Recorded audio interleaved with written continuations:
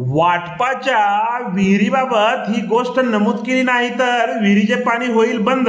नमस्कार, मी आपला वकील मित्र विशाल गावडे कोर्ट केस आहे। चला तर मग कायद्याचं म्हणजेच तुमच्या फायद्याचं बोलूया। जेव्हा एखादी मिळकतीचे वाटप केले जाते त्यावेळी त्या वाटपामध्ये कोणती मिळकत कोणाला दिली, त्याचे क्षेत्र, वहिवाटीचे हक्क असलेले रस्ते याचा उल्लेख केला जातो। शेतामध्ये विहीर, बोरवेल, पाण्याची साधने असतील तर त्याचा उल्लेख केला जातो। परंतु विहीर एका गटामध्ये असते व इतर सहिष्येदार त्या हिस्स्यामध्ये असतो। विहिरीवर जाण्यासाठी बांधावरून किती जागा लागणार, पायवाट तर असते।